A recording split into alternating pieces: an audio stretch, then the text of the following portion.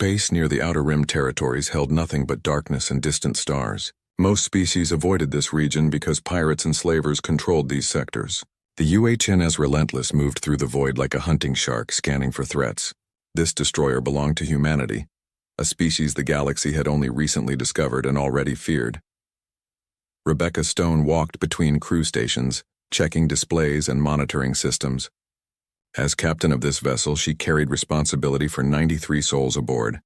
Her dark hair was tied back in a practical style, and her uniform showed signs of 3 months without proper shore leave. The Relentless had been assigned to patrol duties that other species refused to accept. Too dangerous, they said. Humans simply called it Tuesday. Captain, picking up something unusual on long-range sensors, said Alex Rivers from his tactical station. The young commander had sharp instincts developed during the border conflicts with smuggler cartels. His fingers moved across holographic displays, isolating the signal. It's a distress call. Automated broadcast on multiple frequencies. Rebecca moved to his station and studied the data streaming across the screen. The message was clear enough despite interference. Someone needed help badly. The transmission came from Haven's Rest, a colony world populated by the Mira species. She knew about them from fleet briefings. Peaceful people who specialized in art and philosophy. They had no military to speak of and relied on the Galactic Council for protection. Play the message, Rebecca ordered. Static filled the bridge before a frightened voice broke through. The translator software rendered it in English, though the terror needed no translation. This is Haven's Rest colony. We are under attack. The Kryn hegemony has entered our system with warships. They are bombarding our cities and taking civilians as slaves. Thousands are dying. Please, anyone who can hear this, we need help. The Galactic Council has not responded. We are alone. Please help us, the message repeated on a loop. Rebecca felt anger rising in her chest.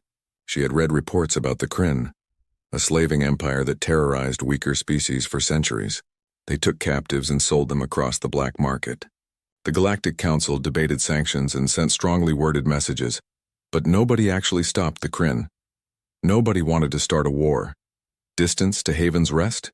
Rebecca asked. 6 light years. We could reach them in 4 hours at maximum FTL speed, Alex replied. He already had the course plotted. Good man, tactical assessment? Intelligence reports suggest the Kryn operate in squadron strength for raids like this. Probably 5 to 10 warships. Their vessels are larger than ours and carry superior shield technology. Galactic Database rates them as highly dangerous. Rebecca considered the situation. Protocol demanded she report to Earth Command and wait for orders. The chain of command existed for good reasons. But Haven's Rest would be empty by the time bureaucrats finished their meetings. Those civilians needed help now, not in 3 days after committees debated proper procedures. Set course for Haven's Rest. Maximum speed. All hands to battle stations, she announced. The bridge crew moved without hesitation. They knew what this meant. Alarms sounded throughout the ship as personnel rushed to combat positions. Engineering began pushing the reactor to full power. Weapon systems came online and defensive screens activated. The Relentless changed course and jumped into faster-than-light travel. Alex pulled up tactical data on potential enemies. Captain, if intelligence is accurate, we will be significantly outgunned. The Kryn have never lost a naval engagement. Then it's time someone taught them a lesson, Rebecca said calmly. She opened a ship-wide channel. Crew of the Relentless, this is the captain. We have received a distress call from Haven's Rest colony. Civilians are under attack by Kryn slavers. We are moving to intercept. I will not lie to you. This will be dangerous. The enemy has superior numbers and firepower.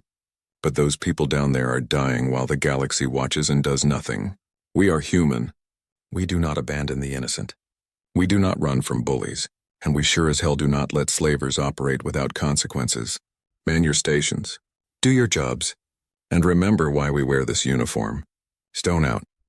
Silence filled the bridge for a moment before Alex spoke quietly. Earth Command is going to be furious. Let them be furious after we save those people, Rebecca replied. She pulled up the tactical display and studied potential battle scenarios. None looked good. The Kryn would have them outnumbered and outgunned. Standard naval doctrine suggested retreat and reinforcement. But standard doctrine was written by species who did not evolve on Deathworlds. Earth had not been kind to humanity. Predators hunted humans from the trees. Diseases killed millions. Natural disasters wiped out entire civilizations. But humans survived by being stubborn, adaptable, and absolutely refusing to quit. Those traits made them terrifying in combat. Other species fought for territory or dominance displays. Humans fought to win at any cost. A priority message arrived from Earth Command. Rebecca read it on her personal display. The contents were predictable. Warning about Kryn military capabilities. Recommendation to withdraw and wait for reinforcements. Reminder about proper authorization procedures. She deleted the message. 30 minutes to system entry, called out the navigation officer. Rebecca studied the tactical display one more time. 7 Kryn warships orbited Haven's Rest according to sensor readings. Each one was twice the size of the Relentless. Their weapons could tear through standard shielding. Their armor could withstand significant punishment. Any reasonable captain would turn around. Rebecca Stone was perfectly reasonable. She just refused to let innocent people die when she could do something about it. All stations report ready for combat, Alex confirmed. Weapons hot. Shields at maximum. Launch countermeasures as soon as we drop from FTL. Target their flagship first. If we are going to do this, we do it loud, Rebecca ordered. Her hands gripped the command chair armrests. And someone send a message to any human ships in range. Tell them what we are doing. Tell them where we are. Just in case. Just in case what, Captain? Asked the communications officer. Just in case we need backup. Or in case someone needs to finish what we started. The Relentless dropped out of faster-than-light travel at the edge of the Haven's Rest system. Sensors immediately painted the battle space with tactical data. 7 Kryn warships exactly as intelligence predicted. Hundreds of civilian transports being herded into cargo holds. Cities burning on the planet below. The Kryn detected the human ship immediately. A transmission came through demanding immediate surrender. Rebecca smiled without humor. Send them a message. This is the United Human Navy. Release the civilians immediately or be destroyed. The response was laughter across the communication channels. The Kryn had never heard such audacity from a single smaller vessel. Captain, they are powering weapons, Alex reported. Good. So are we. All batteries fire at will. Railgun rounds left the Relentless at velocities that made standard galactic weapons look primitive. Humanity had learned warfare through thousands of years of fighting each other with increasingly terrible weapons. When they reached the stars, they simply scaled up what worked. Kinetic weapons, missile swarms, and electronic warfare systems designed by a species that considered paranoia a survival trait. The first salvo caught the Kryn completely by surprise. They expected negotiations or perhaps a cautious opening shot. Instead, the human destroyer unleashed everything it had in a coordinated alpha strike. 6 railgun rounds traveling at a significant fraction of light speed slammed into the nearest Kryn cruiser. The shields flared bright blue and collapsed under the kinetic impact. 3 rounds punched through the hull, venting atmosphere and sending debris spinning into space. Target hit. Significant damage to their forward sections, Alex reported, his voice steady despite the chaos erupting around them. Remaining Kryn vessels are moving to engage. They seem angry. Rebecca watched the tactical display update in real time. The Kryn formation was breaking apart as ships moved to surround the Relentless. Standard pack tactics meant to overwhelm a single opponent. What they did not understand was that humans evolved as both pack hunters and persistence predators. Being surrounded just meant more targets. Evasive pattern Delta, keep us moving. Do not let them get a firing solution, Rebecca ordered. The ship lurched as thrusters fired, throwing the Relentless into a spinning dive that would have killed most alien crews from the G-forces alone. Humans evolved on a heavy gravity world barely noticed. Internal dampeners helped, but even without them, the crew could function where others would black out. Plasma bolts from Kryn weapons streaked past the Relentless, missing by meters as the destroyer jinked and weaved through 3-dimensional space. Return fire came from every human weapon system that could draw a line to a target. Missiles launched in patterns that seemed random, but were calculated to overwhelm point defense systems. Some got intercepted. Enough got through. A Kryn destroyer took 4 missiles to its engine section. Secondary explosions rippled along its hull as fuel lines ruptured, and containment fields failed. The ship went dark, tumbling away from the battle. 2 enemy vessels damaged, 5 still combat effective. Alex called out. They are trying to box us in. Rebecca studied the display. The Kryn were adapting, using their numbers to create overlapping fields of fire, smart tactics against a conventional enemy. But human ships did not fight conventionally. They fought like their creators, aggressive, unpredictable, and willing to take damage to deliver a killing blow. Target the flagship. Full missile spread. Then take us through that debris field from the first ship we hit, Rebecca ordered. Captain, that debris field is a navigation hazard. We could take serious damage, warned the navigation officer. So can they if they follow us. Do it. 20 missiles launched simultaneously, their drives burning bright against the black. The Kryn flagship, a massive vessel bristling with weapons, engaged its point defense. Laser batteries and plasma bursts intercepted most of the missiles. But 3 got through, slamming into the shield generators. The flagship's protective barrier flickered and died. The Relentless dove into the debris field at full thrust. Chunks of twisted metal and frozen atmosphere bounced off the shields. Larger pieces were vaporized by the close-in weapon systems. The ship shook from multiple impacts, but the hull held. Human engineering favored redundancy and durability over elegance. 2 Kryn ships attempted to follow. The first made it through the debris field but took damage along its ventral hull. The second was not as fortunate. A large piece of wreckage struck its bridge section, shearing off the command module. The ship continued forward on momentum alone, completely dead. 3 down, 4 remaining, Alex updated. But Captain, we have taken damage. Forward shields are at 40%. Hull breaches on decks 5 and 6. Casualties reported in engineering. Rebecca felt each loss like a physical blow, but there was no time for grief in combat. Seal the breaches. Reroute power from non-essential systems to shields. Medical teams to engineering. The Relentless came out of the debris field and immediately fired again. This time the target was a Kryn heavy cruiser attempting to position for a broadside. Railgun fire stitched across its hull, targeting weak points identified by the targeting computer. Atmosphere vented from a dozen holes. The cruiser returned fire and plasma bolts hammered into the Relentless's shields. Shields failing. Brace for impact, someone shouted. The next plasma bolt hit bare hull. Armor designed to withstand micrometeorite impacts at relativistic speeds held against the superheated matter, but heat bled through into interior compartments. Automatic systems sealed affected areas and vented the heat into space. Crew members in those sections had seconds to evacuate before bulkheads slammed shut. Rebecca felt the ship shudder under her. The Relentless was tough, built to take punishment, but they were vastly outnumbered. Math did not lie. They could not win this fight alone, but they could make the Kryn pay for every inch of space. Alex, how many civilians have they already taken aboard their ships? Rebecca asked. Sensors show approximately 2,000 Mira civilians in the cargo holds of 3 Kryn vessels. The other ships are still conducting ground operations. Then we make sure those 3 ships do not leave this system, Rebecca said quietly. Target their engines. Disable them, but do not destroy them. Those civilians are aboard. Understood. Adjusting targeting parameters. The Relentless turned hard, engines screaming as it accelerated toward one of the Kryn transports. This vessel was less armed than the warships, designed for cargo rather than combat. Its captain tried to run, but the human destroyer was faster. Precise railgun fire took out its main engines and FTL drive. The transport went adrift, unable to escape but intact. 1 transport disabled, Alex confirmed. Alarms blared across the bridge. Multiple incoming missiles from the flagship, called out the defensive systems operator. Launch countermeasures. Point defense free fire. The Relentless's defensive systems engaged automatically.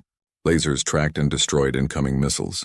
Chaff and electronic countermeasures confused guidance systems, but the Kryn had fired too many. 2 missiles got through the defensive screen and impacted against the weakened shields. The barrier collapsed completely. The 3rd missile hit the starboard hull and exploded. The bridge lights flickered. Emergency systems engaged as main power faltered. Rebecca tasted blood where she had bitten her tongue from the impact. Around her, crew members picked themselves up from where they had been thrown against their stations. Damage report, Rebecca demanded.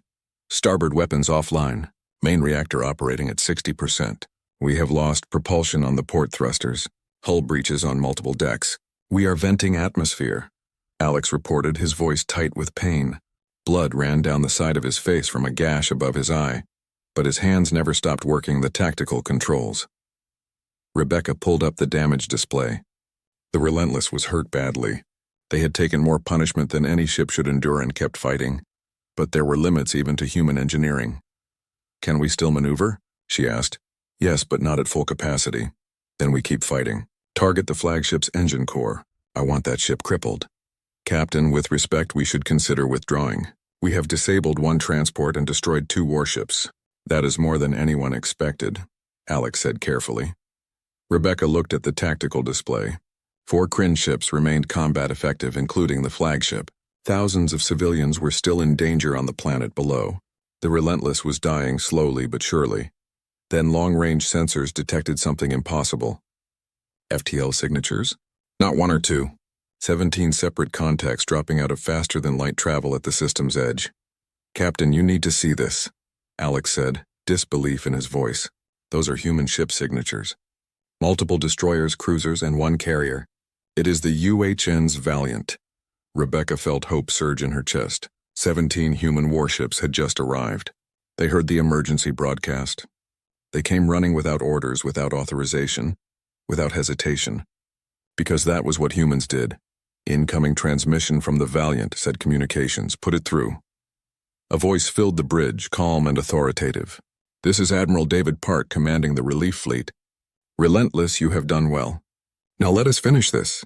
All ships battle formation. These Kryn wanted a fight. Time to give them one they will never forget." 17 human warships moved into combat formation, with precision that came from countless hours of training. Destroyers formed the outer screen, fast and deadly. Cruisers anchored the center, providing heavy firepower. At the heart of the formation sat the UHNS Valiant, a carrier whose belly held 2 squadrons of strike fighters. This was not a patrol group. This was a battle fleet. Down on Haven's Rest, a Mira civilian named Tella watched the sky through the observatory dome of an underground shelter. She taught literature at the university before the Kryn came. Now she watched her world burn while strangers fought above. The first human ship had seemed like a miracle. When it started taking damage, she thought that miracle would die defending them. Then the stars themselves seemed to come alive with new ships. "What are they doing?" asked another Mira beside her, a merchant who had lost his family in the initial attacks. "They are fighting for us," Tella said quietly. "They are dying for us." She did not understand why. Humans barely knew the Mira species. They had nothing to gain from this battle. Yet here they were, risking everything to save people they had never met. It made no sense by any logical calculation. But Tella was learning that humans did not always operate on logic alone. Above the planet, the Kryn admiral watched the human fleet approach with growing concern. He commanded hundreds of raids across the outer sectors. Never before had anyone seriously challenged the Kryn hegemony. The Galactic Council made speeches and passed sanctions, but nobody actually fought. This single human ship had been an annoyance. 17 warships represented a threat. Order all ships to form defensive positions. Ready all weapons. Send a priority transmission to command. "We need reinforcements," the Kryn admiral ordered. His tactical officer looked up from the sensor displays. "Sir, analysis of the human vessels shows inferior shielding compared to our own. Their armor is primitive. We have superior numbers when counting our entire battle group across the system." "Then why do I feel like we are the ones in danger?" the admiral muttered. He had not survived 40 years of naval service by underestimating enemies. Something about how these humans moved through space set off instincts honed across countless battles. The human fleet did not charge in blindly. They advanced in coordinated groups, maintaining overlapping fields of fire and mutual support. Admiral Park directed the battle from the Valiant's combat center, surrounded by holographic displays showing every ship, every weapon, and every tactical option. "Relentless, fall back to the reserve position. Your crew has earned rest. We will take it from here," Park ordered. Rebecca felt relief mixed with frustration. Her ship was barely holding together and her crew was exhausted. Pride wanted her to keep fighting. Wisdom said to accept relief when offered. "Acknowledged, Admiral. Relentless withdrawing to reserve position. Good hunting." The damaged destroyer limped away from the front line, trailing atmosphere from a dozen hull breaches. Repair crews were already working frantically to seal the worst damage. Medical teams tended to wounded throughout the ship. Rebecca had lost 12 crew members in the fighting, with 23 more injured. Each loss hurt, but they had saved countless civilians. That had to count for something. Park watched the Relentless withdraw before turning his attention to the enemy. "All ships weapons free. Target their warships first. Disable any vessel containing civilians. Remember, we are here to save lives, not just kill enemies." The battle began in earnest. Human destroyers engaged Kryn escorts in vicious close-range duels. Railgun fire exchanged with plasma weapons in a deadly dance. Missiles crossed paths, creating a chaotic web of contrails and explosions. The humans fought with aggressive tactics that seemed reckless until you understood the method behind the madness. Sophie Grant sat in the cockpit of her strike fighter, one of 24 launching from the Valiant's flight deck. Lieutenant Grant had logged over 300 combat hours during anti-piracy operations. She knew how to fly fast and shoot straight. Her squadron formed up in a loose formation that allowed individual maneuvering while maintaining unit cohesion. Gold Squadron, this is Gold Leader. We have targeting data on the Kryn flagship. Command wants that ship crippled. Its shields are already weakened thanks to the Relentless. We are going to finish the job, Sophie transmitted to her unit.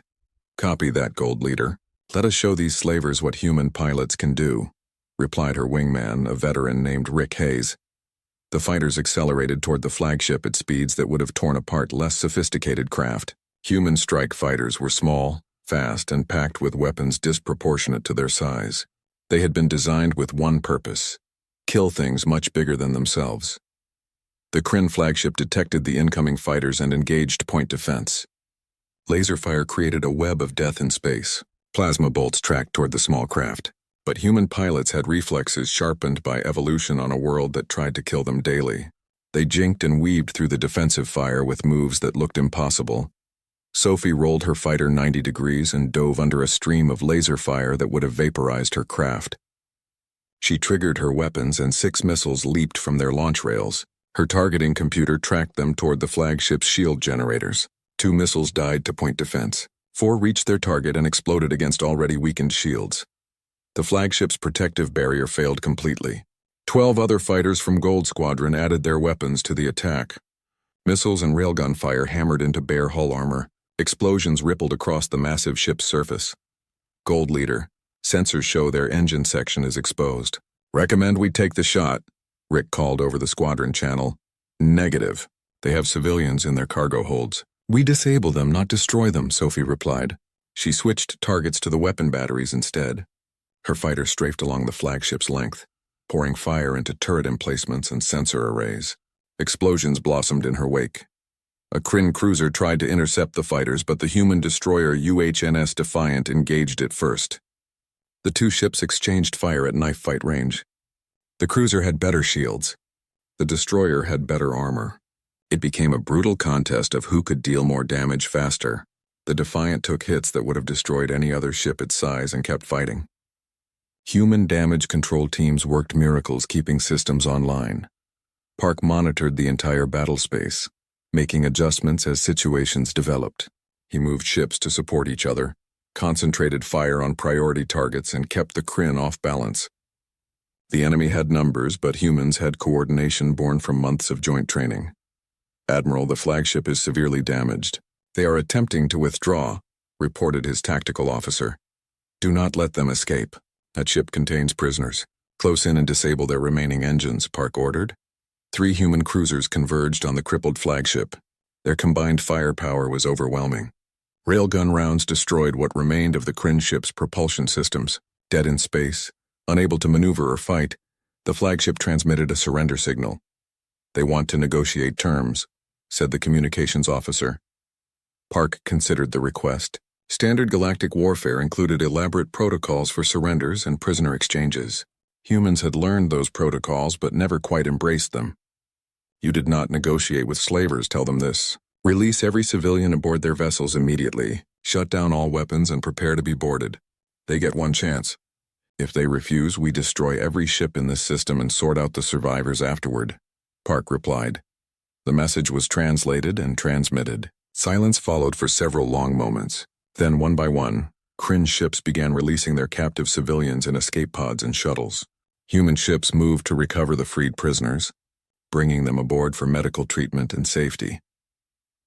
Tella watched from the underground shelter as shuttles began landing on Haven's Rest, disgorging rescued Mira civilians. Families reunited. The Lost returned home. She recorded everything on her personal device, knowing the galaxy needed to see this. The humans had come when asked. They fought when others debated. They won when everyone said it was impossible.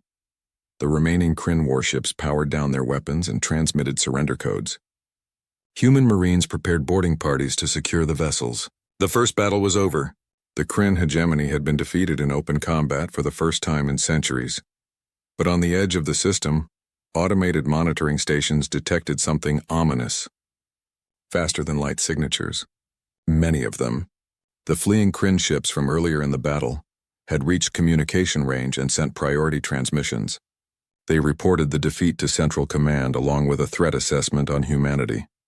The response was now inbound. 30 Kryn warships were entering the system, coming to crush the humans and retake Haven's Rest. The reinforcements that would turn this from a victory into a disaster. Park saw the sensor readings and felt his stomach tighten. His fleet was damaged. Crews were exhausted. They had just won one battle. Now another one was about to begin, and this time the enemy would not underestimate them. Admiral David Park stood in the combat center of the Valiant, studying holographic displays that showed his fleet and the approaching enemy. 30 Kryn warships versus his 17 vessels. His forces were already damaged from the first engagement. Half his ships had wounded aboard and depleted munitions. Any logical analysis suggested withdrawal. Regroup, resupply, then return with overwhelming force, but logistics took time. The Kryn would recapture Haven's Rest in hours. Every civilian they had just saved would be enslaved again. All those deaths would mean nothing. Park refused to accept that outcome. Tactical assessment, Park ordered calmly. Commander Linda Foster pulled up detailed scans of the incoming Kryn fleet. She had served under Park for 6 years and knew his thinking. 30 contacts confirmed. Mix of cruisers, destroyers, and heavy battleships. Their flagship is a Dreadnought-class vessel, twice the size of anything we have encountered before. Estimated arrival in 3 hours. Our status. We have 17 operational ships. The Relentless is combat ineffective and needs at least a week in dry dock. 4 other vessels have significant damage. Munitions at 60% fleet average. Crew fatigue is becoming a factor. Park processed the information without emotion. Numbers did not lie, but they also did not tell the whole story. The Kryn had technology and size advantages. Humans had desperation and experience fighting when outmatched. Earth itself had been humanity's first enemy, teaching lessons in survival that other species never learned. Send a message to all ships. We are staying. Haven's Rest will not fall while we draw breath. Tell the crews they volunteered for this mission when they came running at the first distress call. Nobody forced them. Now we finish what we started. Rebecca Stone monitored the transmission from the partially repaired Relentless. Her crew worked frantically to restore systems. They had already performed miracles holding the ship together this long. She keyed her communications panel. Admiral, the Relentless requests permission to remain in the line. We can still fight. Captain Stone, your ship is held together by determination and welding. You have done more than enough. Stand down and focus on recovery operations with the civilian transports. With respect, Admiral, my crew did not come here to watch from the sidelines. Give us targeting coordinates and we will find a way to put rounds downrange. Park smiled despite the situation. Humans had a gift for stubbornness that bordered on insanity. Very well. You will form part of the reserve line. Snipe targets of opportunity but do not engage directly. Your ship cannot take another major hit. Understood and appreciated. Relentless out. Down on Haven's Rest, Tella organized survivors in the underground shelter. Medical teams treated wounded, while others distributed food and supplies. She moved among her people, offering comfort and recording testimonies. These stories would matter later when the galaxy judged what happened here. An older Mira approached her, a council member named Ven who had lost his entire family in the attacks. Tella, the humans are preparing to fight again. There are too many enemy ships. They cannot win. Perhaps, Tella replied quietly, but they will try anyway. Why? They owe us nothing. They could leave and save themselves. Tella looked up toward the surface where the human fleet prepared for battle. I have been studying them since they arrived. Humans evolved on a world that tried to kill them constantly. Predators, diseases, natural disasters. They survived by refusing to accept defeat. That mindset is in their bones. They do not abandon people in need because that is who they are. That is madness. Maybe. But it is also why they are up there and we are down here.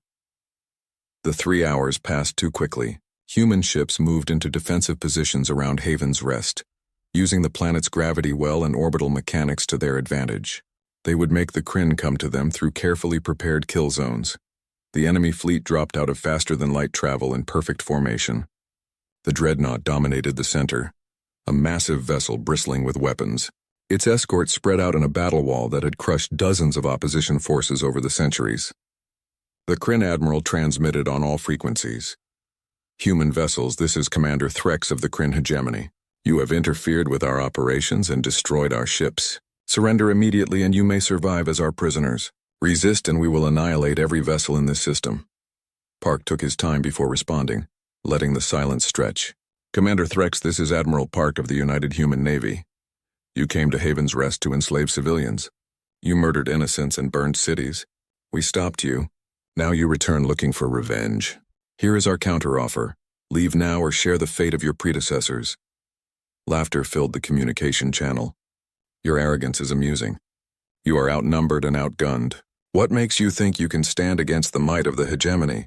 Because we are human. We do not know how to quit." The Kryn fleet advanced. Park watched them come and felt the weight of every decision he had ever made leading to this moment.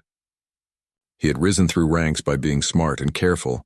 Admirals who took unnecessary risks got people killed. But sometimes risk was necessary. Sometimes you had to stand your ground regardless of odds.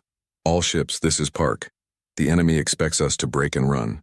They have fought dozens of species who fold under pressure. They have never fought humans. Today they learn the difference. Give them everything we have."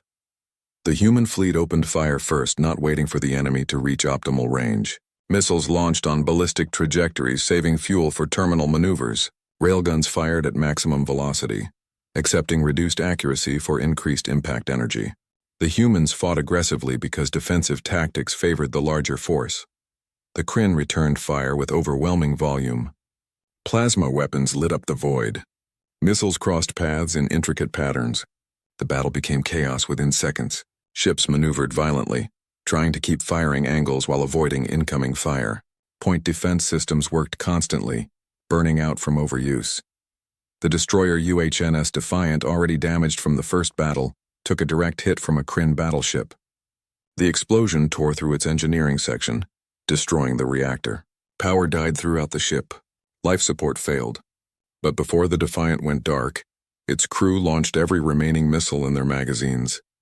12 warheads accelerated toward the battleship that killed them. The missiles struck home, overwhelming the battleship's defenses through sheer numbers. Explosions rippled along its hull. The warship lost propulsion and tumbled out of formation, crippled but not destroyed. "Defiant has been destroyed. 300 souls lost," Linda reported quietly. Park felt each death personally but could not dwell on them. More ships needed his attention. "Redistribute their targeting assignments to the fleet. Keep pressure on that battleship. I want it finished." Sophie, Grant, and Gold Squadron engaged Kryn fighters that launched from the Dreadnought's flight bays. Enemy pilots flew in tight formations, relying on numerical superiority. Human pilots split up and fought as individuals, using creativity and aggression to offset the numbers' disadvantage. Sophie locked onto a Kryn fighter and fired. Her targeting computer tracked the enemy's evasion pattern and adjusted aim automatically. Railgun rounds tore through the fighter's light armor. It exploded in a brief flash of superheated gas. "Gold 3 is hit. I am losing power," called one of her squadron members. "Rick, cover him." "Get him back to the Valiant," Sophie ordered. She rolled her fighter and engaged another enemy, giving her damaged wingman time to disengage. The Dreadnought pushed forward, using its massive bulk to absorb damage while closing range. Its main guns fired with devastating effect. Each shot from the primary batteries could cripple a destroyer. The human fleet scattered, refusing to present clustered targets. Park made a decision. "Valiant will engage the Dreadnought directly. All ships support our attack. We take out their command ship and the rest will fold." "Admiral, the Valiant is a carrier.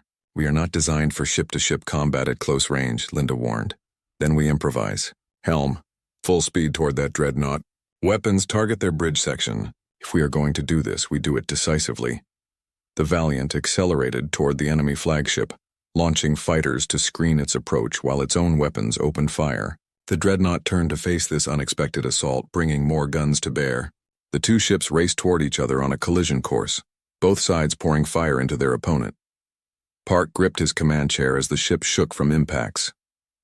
Around him, crew members fought to keep systems operational. Damage reports flooded in faster than they could be processed. The Valiant was dying, but it was taking the Dreadnought down with it. The Valiant and the Kryn dreadnought exchanged fire at point-blank range by naval standards. Weapons meant for engagements across thousands of kilometers, fired from distances measured in hundreds of meters. Shields collapsed on both vessels within seconds. Armor meant to withstand glancing blows faced direct impacts. Metal vaporized. Hulls ruptured. Crew members died in the unforgiving void. Admiral Park held onto his command chair as the Valiant shuddered under repeated hits. Smoke filled the combat center despite ventilation systems working at maximum capacity.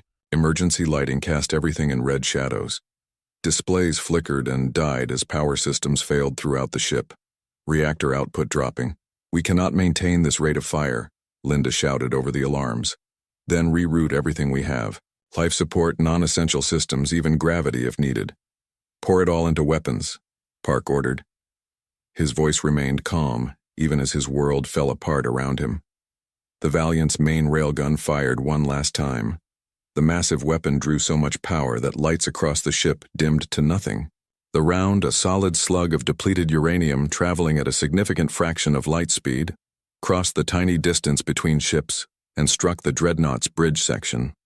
The impact was catastrophic. The dreadnought's command center ceased to exist in an instant. The entire forward section of the ship peeled away like paper in a hurricane. Secondary explosions rippled through the massive vessel as containment fields failed and ammunition stores cooked off.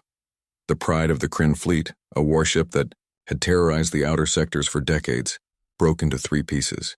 But the dreadnought's death throes were violent. Its reactor went critical and the explosion washed over both ships. The Valiant caught the full force of the blast, throwing the carrier backward. Hull plates tore free. Entire sections of the ship simply ceased to exist. Engineering went offline. Power died throughout the vessel. Rebecca Stone watched from the Relentless with horror as both flagships destroyed each other. "Get rescue shuttles ready. There will be survivors. There have to be survivors." The battle continued around the dying giants. Kryn ships faltered without their command vessels' coordination. Human ships pressed the advantage despite their exhaustion. The tide was turning, but the cost had been terrible. Sophie Grant pulled her fighter away from the explosion, her instruments screaming warnings about radiation levels. "Gold Squadron, sound off. Who made it?" 8 voices responded out of 12. She had lost 4 pilots in the engagement with enemy fighters. Good people, friends. But there was no time to mourn. The battle still raged. "Reform on me. We have Kryn cruisers trying to break through to Haven's Rest. Command wants them stopped," Sophie transmitted. Her remaining squadron formed up and dove toward the cruisers attempting to bypass the main battle. These ships carried boarding troops meant to recapture the planet while the fleet fought above. They would not make it. Gold Squadron hit them from above, missiles and railgun fire raking across their hulls. The cruisers tried to defend themselves, but their point defense systems were designed for ship-to-ship combat, not for the chaotic knife fight that strike fighters brought to them. One cruiser lost its engines and went adrift. Another took critical damage to its life support and began venting atmosphere. Down in the Valiant's darkened corridors, Park pulled himself up from where the explosion had thrown him. Blood ran from a gash on his forehead, but he ignored it. Around him, crew members worked in the dark with emergency lights and sheer determination. "Status," he called out to anyone who could hear him. Linda's voice came from somewhere in the smoke. "We are dead in space, Admiral. Reactor is offline. Main power is gone. We are on emergency batteries. Life support is failing in multiple sections. Casualty count? Unknown. Communication systems are down across most of the ship. But sir, we got the dreadnought. I watched it break apart." Park allowed himself a moment of grim satisfaction. They had paid a terrible price, but they had achieved the objective. Without its flagship, the Kryn fleet would lose coordination. "Get me a working communication system. I need to coordinate the fleet." It took 15 minutes to establish contact with the surviving human ships. Park used a portable unit from an escape pod, its battery giving him maybe an hour of transmission time. The tactical situation became clearer as reports came in. The UHNS Defiant was destroyed completely. No survivors. The UHNS Steadfast had, taken critical damage and was evacuating crew to escape pods. 3 destroyers were combat ineffective, but the human fleet had destroyed or crippled 19 Kryn vessels. The remaining enemy ships were breaking formation, attempting to withdraw. All ships, this is Admiral Park. Do not let them escape. Press the attack. Show no mercy to slavers, he transmitted. The human vessels pursued with the last of their strength. Damaged ships limped after fleeing enemies. Crews pushed dying reactors beyond safety margins. They had come too far, and paid too much to let any Kryn ships escape with their crews intact. Rebecca brought the Relentless into the pursuit despite her ship's condition. Helm, match course with that destroyer trying to reach FTL range. Weapons, prepare our last missile spread. Captain, we have 6 missiles remaining. Our railgun is offline. This is everything we have left, reported her weapons officer. Then we make them count. Fire when ready. 6 missiles launched on their final mission. They tracked toward the fleeing Kryn destroyer with single-minded purpose. The enemy ship detected them and engaged countermeasures, but its defensive systems were depleted from the main battle. 4 missiles got through. The Kryn destroyer shuddered under the impacts. Its FTL drive, already charging for a jump, overloaded catastrophically. The ship never made it to faster-than-light speed. It simply came apart as its own propulsion system destroyed it from within. Target eliminated, reported the weapons officer with exhausted satisfaction. Good work. Stand down all systems. We have done enough, Rebecca said. She slumped in her command chair, adrenaline finally fading to leave only exhaustion and pain. Across the Haven's rest system, the battle wound down. The Kryn fleet had been shattered. Some ships surrendered. Others fled into FTL travel, carrying news of their defeat. The humans had won, but the victory tasted of ash. Tella emerged from the underground shelter with other survivors. The sky above showed debris fields where ships had fought and died. Human vessels hung in orbit, battered but triumphant. She activated her recording device once more. Today the galaxy changed. She spoke quietly into the camera. The Kryn, hegemony which terrorized peaceful species for centuries, met humans in battle. We called for help and they came. We watched them fight against impossible odds. We saw their ships die protecting us, and we witnessed them win despite everything. Around her, other Mira emerged into daylight for the first time in days. The immediate threat had passed. They were free because strangers had decided their lives mattered enough to fight for. Park sat in the darkened combat center of the Valiant, surrounded by his exhausted crew. They had survived when they had no right to. Rescue ships were already arriving from Earth, summoned by the emergency transmissions sent during the battle. Medical teams would tend to the wounded. Engineers would begin repairs. The dead would be honored. But something else was happening across the galaxy. The footage Tella recorded was spreading through communication networks. Images of human ships fighting overwhelming odds. Videos of the Valiant's final charge against the Dreadnought. Testimonies from freed slaves about the species that refused to abandon them. The Galactic Council convened emergency sessions. Some species expressed horror at human combat capabilities. Others saw opportunity. Dozens of worlds oppressed by the Kryn sent messages to Earth, asking for help, offering alliances, begging for protection. And in the deep sectors of Kryn space, military commanders received reports of the disaster at Haven's Rest. 30 warships destroyed or captured by 17 human vessels. Their greatest dreadnought broken in half by a single carrier. The reports seemed impossible, but evidence did not lie. The Kryn High Command made a decision. If humans represented this level of threat, they must be eliminated before they could spread their influence further. A message went out to every Kryn battle fleet across the Empire. Gather at the staging grounds. Prepare for total war. The target was Earth itself. 200 warships began moving toward human space, carrying enough firepower to devastate entire worlds. The Kryn would destroy humanity before these Deathworlders could threaten the existing order any further. Rebecca received the intelligence report 3 days after the battle while her ship underwent repairs in orbit. She read it twice, unable to process the scale of what was coming. They are sending their entire fleet against us. We bloodied their nose. Now they want to break our jaw, Admiral Park said over the communication channel. He was recovering in the medical bay, his injuries serious but not life-threatening.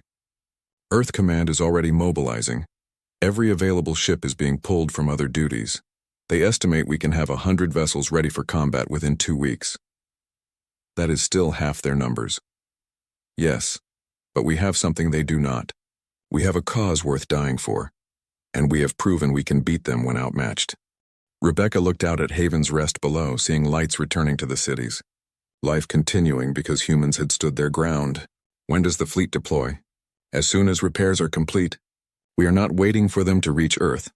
We will meet them in the outer systems and stop them there. Rebecca nodded slowly. The Relentless would be ready. Her crew would be ready.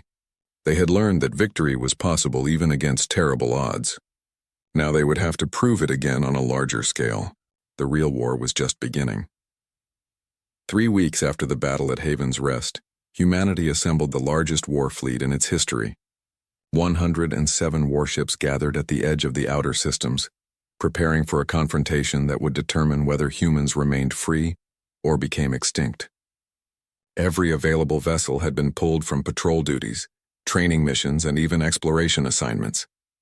Earth had bet everything on this single engagement. Admiral Park commanded from the bridge of the newly commissioned UHNS Defiance, a replacement for the destroyer lost at Haven's Rest. The ship bore the name as a tribute to its predecessor and the crew who died aboard her. Around him, holographic displays showed the positions of every human vessel in the fleet. Intelligence confirms the Kryn have assembled 212 warships at the staging area. They are preparing to jump toward our space within the next 48 hours, reported Commander Linda Foster. She had transferred to the Defiance along with Park, determined to see this through to the end. Then we do not give them the chance to dictate terms. We jump to them, hit them at the staging area before they can organize their attack formations, Park said. The decision violated every conventional military doctrine. Attacking an enemy on their chosen ground, surrounded by their logistics and support infrastructure, was considered suicidal. But Park had learned at Haven's Rest that humans did not win by following conventions. They won by doing what enemies did not expect.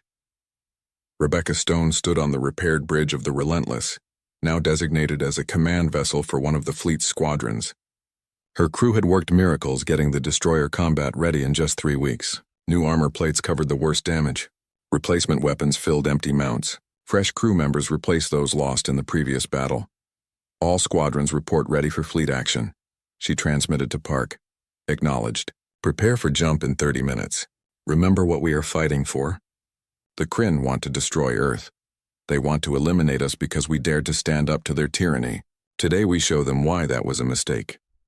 On Haven's Rest, Tella watched the human fleet prepare through her recordings. She had compiled everything into a comprehensive documentary and broadcast it across the galactic communication networks. Some species condemned it as warmongering propaganda. Others watched in fascination as Deathworlders prepared to fight impossible odds once again. Several governments that had been oppressed by the Kryn quietly offered support to humanity.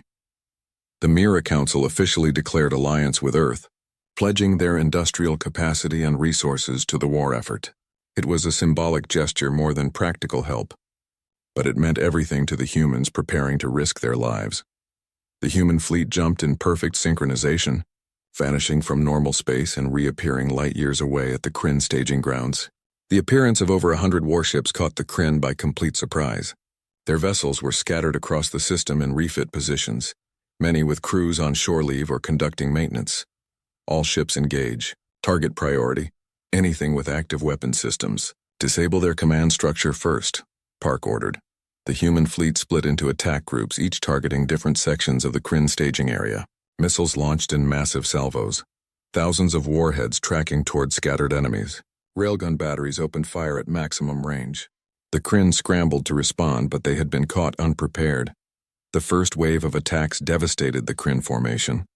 Dozens of ships took damage before they could power weapons or shields. 3 capital ships exploded in their docking berths when missiles struck exposed reactors. Chaos spread through the Kryn fleet as ship captains tried to organize a defense without clear orders. From a command structure, that was still reeling from the surprise assault. But the Kryn were not helpless. They had 200 warships, even if scattered and disorganized.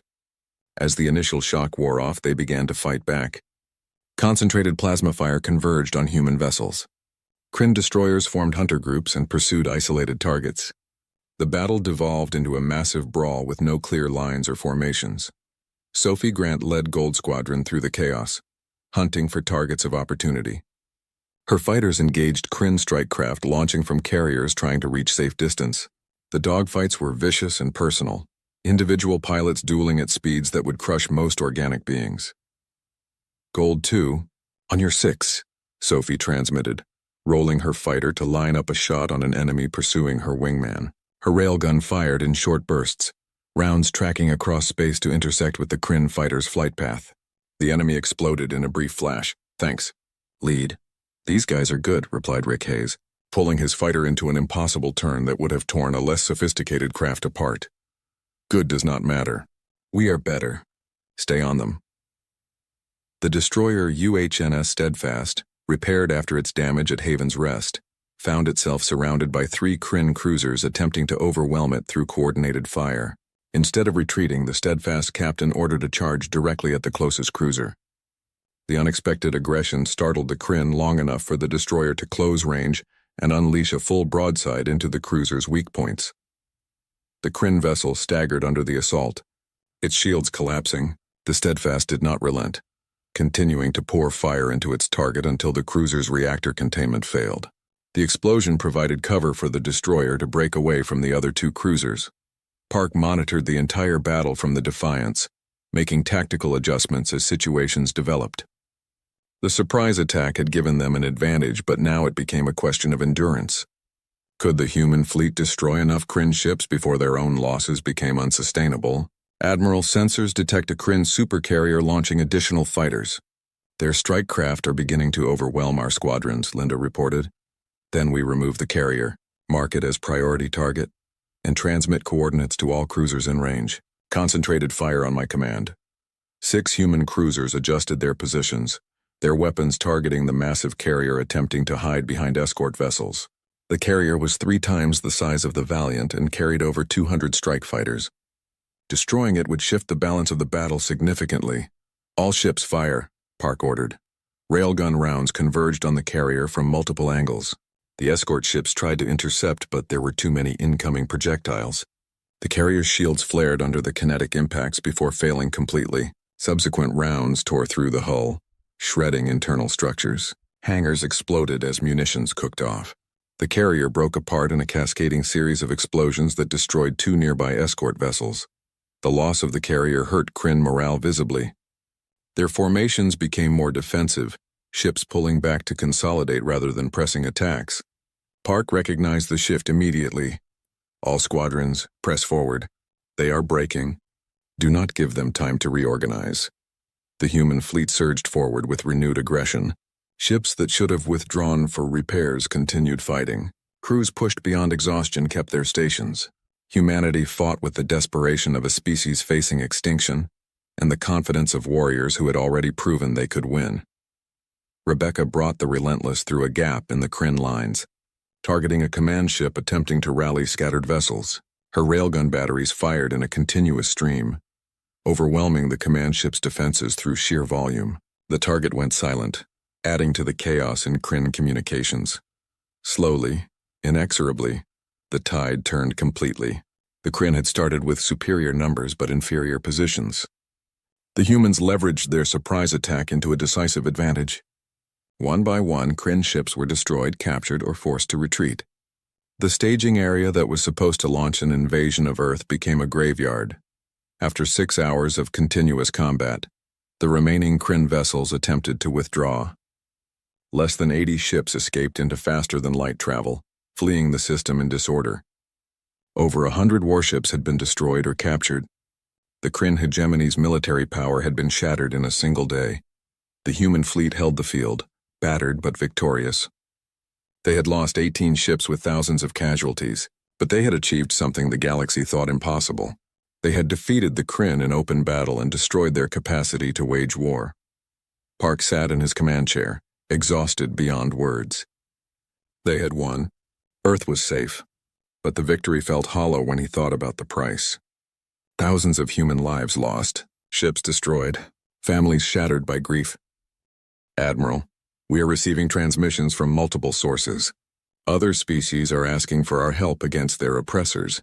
They want human military protection, Linda said quietly. Forward those requests to Earth Command. Let the politicians decide how we respond. We have done our part. In the days following the battle, the galaxy changed fundamentally. The Kryn hegemony collapsed as subject worlds rose in rebellion.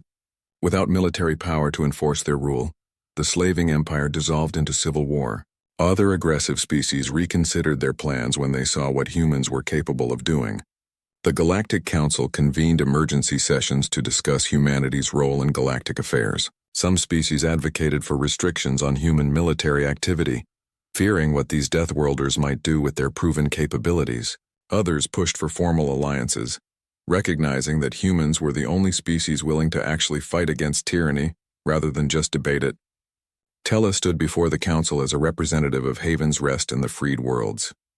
She presented her documentary, footage of human ships fighting against impossible odds, recordings of interviews with rescued civilians, and testimony about what happened when her people called for help. The galaxy watched while we burned, she said to the assembled representatives.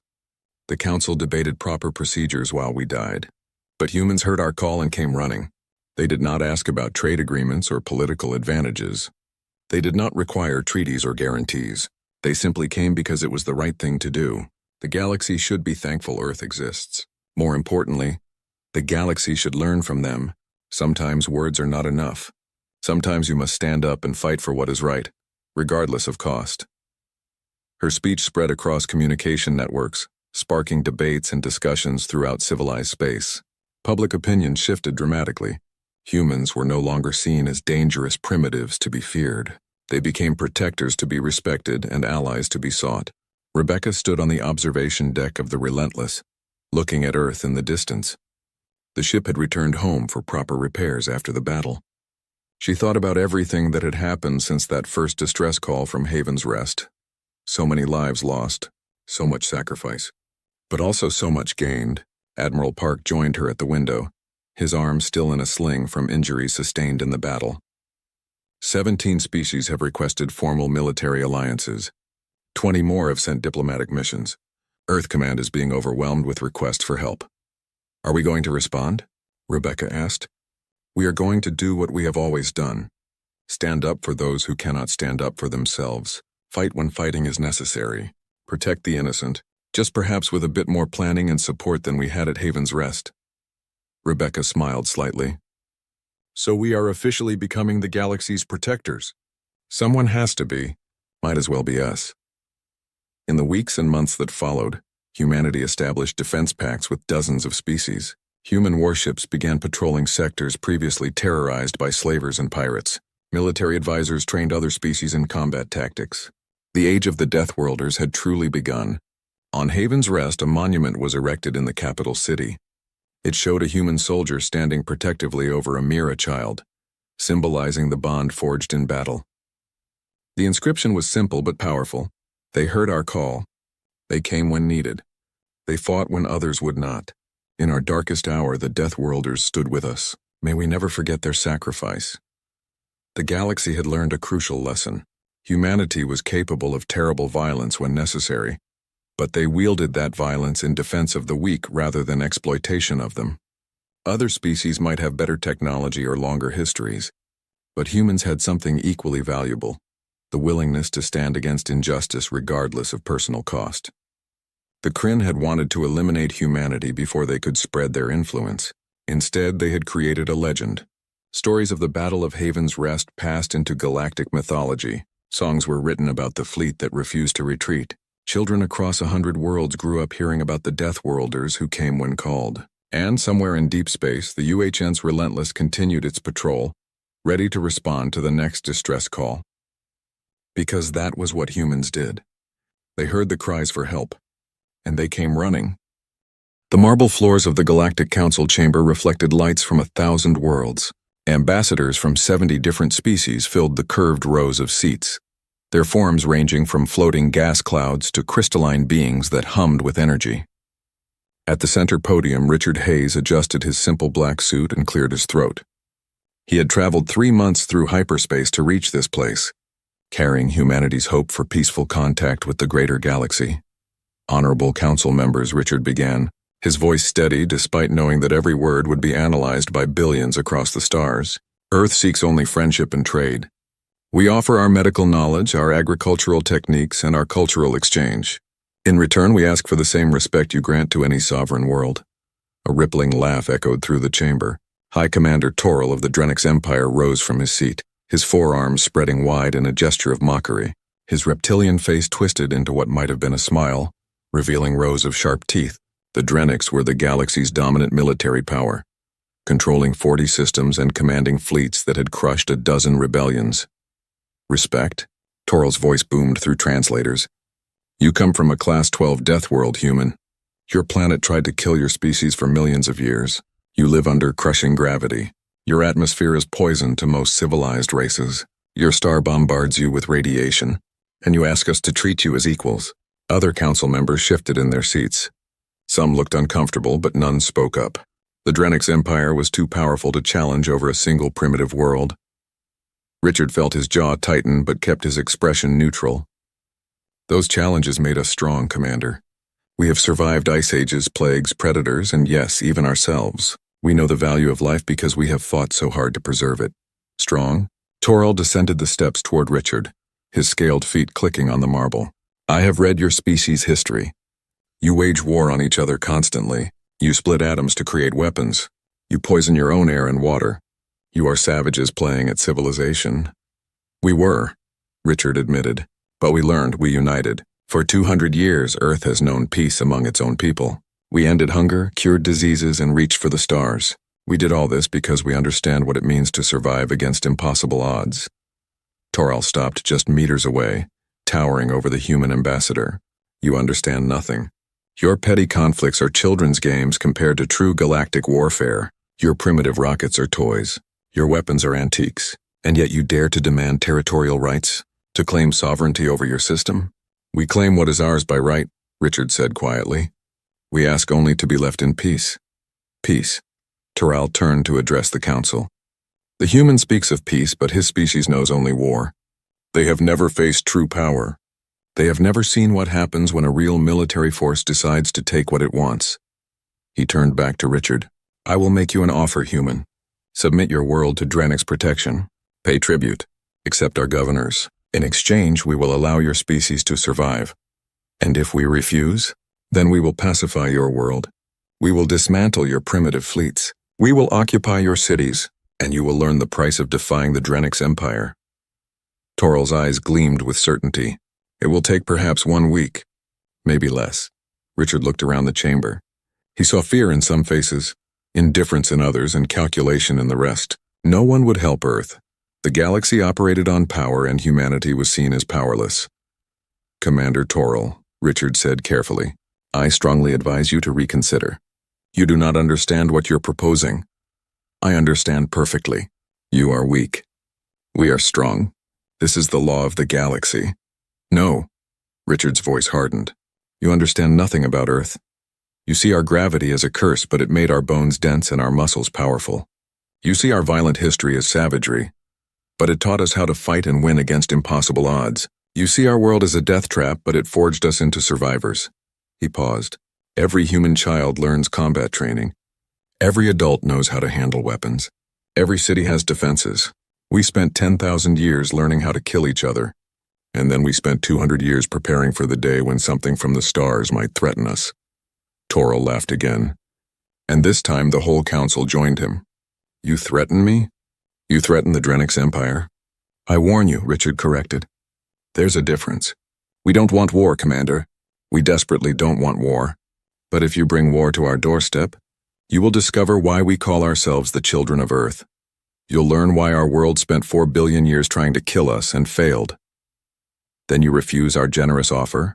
We refuse to be slaves. We will defend ourselves. Toril turned to the council. You witness this. The humans choose destruction. What happens next is their fault. He looked back at Richard. We will begin with your outer colonies. When they fall in ours, perhaps your homeworld will see reason. My fleet departs tomorrow. Richard gathered his documents and prepared to leave. At the chamber door, he turned back one final time. You've made a terrible mistake, Commander. We came in peace. We offered friendship, but if you insist on war, then war is what you'll get. And when your fleet is burning, when your soldiers are defeated, when you finally understand what it means to fight a species that survived a death world, remember this moment. Remember that we tried to warn you. He walked out, leaving silence behind him. In her observation booth, the historian Nira watched him go and began writing furiously in her data pad. She had studied humanity for months, reading their history, their literature, their military doctrines. Unlike the others, she felt a cold fear settling in her hearts. The galaxy was about to learn a hard lesson about underestimating Deathworlders. Golden wheat fields stretched toward the horizon under New Haven's twin suns. The colony world had been settled for 30 years, home to 50,000 humans who had left Earth seeking new opportunities among the stars. They grew crops, mined rare minerals, and built simple lives far from the complexities of their home world. Children played in the streets of Port Landing, the main settlement. Families gathered for evening meals. Everything seemed peaceful. Colonel Ann Brooks sat in her office reviewing supply reports when the alarms began. Not the gentle chimes of a drill, but the harsh, urgent wailing that meant real danger. She activated her communications panel and saw Ship Captain Grath's face appear. He was Drenix, one of the few who had visited New Haven on a trade mission years ago. Ann, listen carefully, Grath said, his scaled face tense. My government has dispatched a war fleet to your world. 60 ships. They will arrive in 3 hours. You need to evacuate now. Why? We've done nothing wrong. Your ambassador refused to submit to Drenix's authority. High Commander Toral has decided to make an example of your colony. I tried to warn my superiors that this was foolish, but no one listens to a merchant captain. Grath's image flickered. I must go before they detect this transmission. Please get your people to safety. The screen went dark. Anne sat frozen for exactly 5 seconds, then she moved. Her fingers flew across the keyboard, activating emergency protocols that had been set up when the colony was founded. Throughout Port Landing and the 12 smaller settlements, sirens began to wail. Every adult knew what those sirens meant. Every child had practiced the drills. Private David Chen was working in the eastern fields when his communicator buzzed. He was 19, had left Earth after serving 3 years in the Colonial Marines. He thought he had left military life behind to become a farmer. Now he read the message on his screen. Code Black. All personnel to defensive positions. This is not a drill. David dropped his tools and ran toward the storage barn. Inside, beneath the farming equipment, were sealed containers. He punched in his access code and the containers opened, revealing body armor, weapons, and ammunition. Every colonist had them. Every settlement had them. Humanity had learned long ago that peace required preparation. Within 90 minutes, New Haven had transformed. The peaceful farming colony disappeared, replaced by a fortress world. Children and non-combatants moved to underground shelters that had been built during the colony's construction. Above ground, 40,000 trained fighters took positions in defensive structures that looked like ordinary buildings. Fields were seeded with mines. Roads were trapped. Every window became a firing position. Anne stood in the command center watching the tactical displays. They think we're soft targets, she said to her second in command. They think farmers can't fight. Should we send a message? To try to negotiate? They won't listen. Toral wants an easy victory to show the galaxy what happens when you defy the Drenix. Anne's face was grim. So we'll teach him a different lesson. We'll show him what happens when you attack humans on their own ground. The Drenix fleet emerged from hyperspace precisely on schedule. 60 warships, their hulls gleaming with advanced alloys. Their weapon systems powered by technologies humanity was still struggling to understand. Admiral Renth commanded the fleet from his flagship, confident this would be the shortest campaign of his career. His orders were simple. Land troops, secure the settlements, accept the colonists' surrender. Toral had promised this would take hours, maybe a single day at most. All ships, standard occupation formation, Renth commanded. Ground forces, prepare for deployment. Expect minimal resistance. The landing craft descended through New Haven's atmosphere, thousands of Drenix soldiers in powered armor, carrying plasma rifles and supported by hover tanks. They expected to see panicked civilians running, perhaps a few security officers with primitive projectile weapons. Instead, they found empty streets and silent buildings. "Sir, the settlements appear abandoned," reported Ground Commander Palth. "Scanners show life signs underground, hiding in shelters." As expected, Renth was pleased. "Deploy troops to all major structures. We'll extract them peacefully if possible."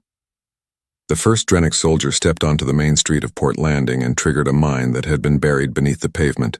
The explosion ripped through his armor and killed 3 others nearby. Before the survivors could react, windows shattered and gunfire erupted from every building. Not plasma bolts or energy beams, but old-fashioned bullets made of lead and steel. Bullets that moved too fast for the soldiers to dodge and hit too hard for their armor to fully stop. David Chen fired his rifle from a second-story window, his shots precise and controlled. Years of training had made him an expert marksman. Around him, other colonists fired with similar skill. The Drennick soldiers scattered, seeking cover, but there was no safe place. Every corner concealed a fighter. Every building was a fortress, and the humans knew every meter of their own territory. Palth called for his hover tanks to advance and provide covering fire. The massive vehicles moved forward, their plasma cannons destroying buildings.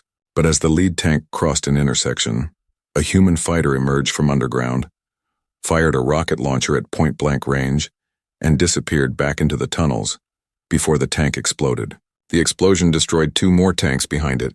"What is happening?" Palth shouted into his communicator. "These are supposed to be farmers." "They are farmers," Anne replied over an open channel. "But every farmer is also a soldier.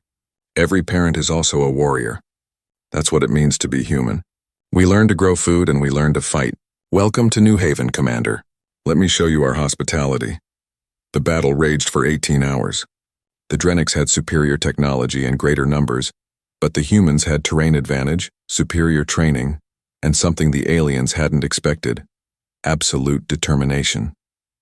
Every building had to be taken room by room. Every street became a killing ground. The colonists used tactics learned from centuries of human warfare, fighting with a savagery that shocked their attackers. When Palth finally secured the main settlement, he had lost 40% of his force. 6,000 soldiers dead or wounded. Another settlement nearby had cost him 3,000 more. The casualties were catastrophic, far worse than anything he had experienced in 20 years of military service. He stood in the ruins of Port Landing and looked at the bodies. Human and Drennicks alike lay in the streets.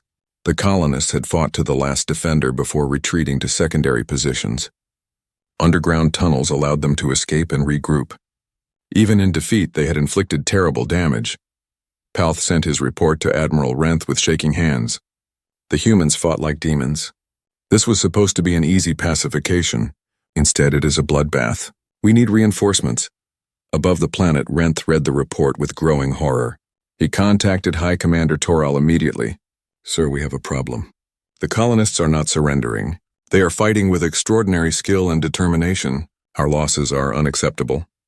Toral's face appeared on the screen, his expression dark. "Then bring in more troops. Crush them completely. I want this colony as an example to their home world. Show no mercy." "Yes, sir." Renth cut the transmission and began calling for additional ships. But even as he gave the orders, he felt doubt creeping into his mind. These were just farmers and miners on a backwater colony. If they could fight this hard, what would the real human military be like? Admiral Patricia Wong had not slept in 36 hours. She stood in the operations center deep beneath Geneva, watching data streams from the quantum relay network that connected Earth to its colonies. The attack on New Haven had come through in real time. Every casualty counted, every battle recorded. 50,000 colonists fighting against overwhelming odds. 12,000 already dead. The survivors retreating into the mountains, still fighting, still refusing to surrender. The United Earth Assembly had convened within minutes of the first attack. Representatives from every nation, every continent gathered in emergency session. There had been no debate, no lengthy discussions. The vote was unanimous. Humanity would respond with everything it had. General Howard Price entered the command center carrying a sealed case. He was 70 years old, a veteran of the colony wars 40 years ago when human factions had fought each other over terraforming rights. He had hoped never to open military sealed orders again. Now he placed the case on Wong's desk and entered his authorization code. The lock clicked open. The Assembly has given you full authorization, Price said quietly. Deploy the war fleet. Rules of engagement are set to full combat operations. No restrictions. Wong pulled out the authorization documents and read them carefully. The wartime advanced response fleet had been built in secret over 200 years. While humanity smiled and offered peaceful trade to the galaxy, military engineers had been designing weapons, not for conquest but for survival. Humanity remembered its own violent history. They knew that peace only lasted when backed by strength. How long until we can launch? Wong asked. The fleet has been on standby since the attack began. They can depart in 6 hours. Wong activated her communications array and opened channels to every military installation across Earth and its moon. This is Admiral Wong. Authorization code Omega 77 Alpha. Activate the war fleet. All personnel to battle stations. We launch in 6 hours. Our objective is New Haven. Our mission is to destroy the Drenix occupation force and secure our colony. Rules of engagement are weapons-free. Show them what happens when you attack humans. Across Earth, massive shipyards that had been disguised as research stations came to life. Weapons platforms hidden on the dark side of the moon powered up their systems. And in orbit, 500 warships began their final preparations for combat. These were not exploration vessels. These were not peaceful transport ships. These were warships built by a species that had perfected the art of killing over 10,000 years of constant warfare. Dr. Yuki Tanaka worked frantically in her laboratory, uploading the final targeting algorithms to the fleet's weapon systems. She had spent 20 years developing the Thunderstrike kinetic system, a weapon that used electromagnetic rails to fire projectiles at incredible speeds. No energy shields, no fancy plasma, just solid metal moving fast enough to punch through anything. The Drenix use energy shields designed to deflect plasma and lasers, she explained to her assistants. But kinetic weapons? Physical projectiles moving at 3% light speed? Their shields won't even register the threat until it's too late. It's like bringing a gun to a sword fight, except the sword is made of energy, and the gun fires depleted uranium. Her assistant looked worried.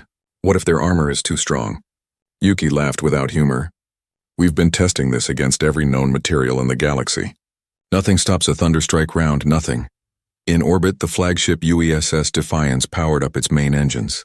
The ship was massive, 3 kilometers long, designed to carry troops and weapons across vast distances.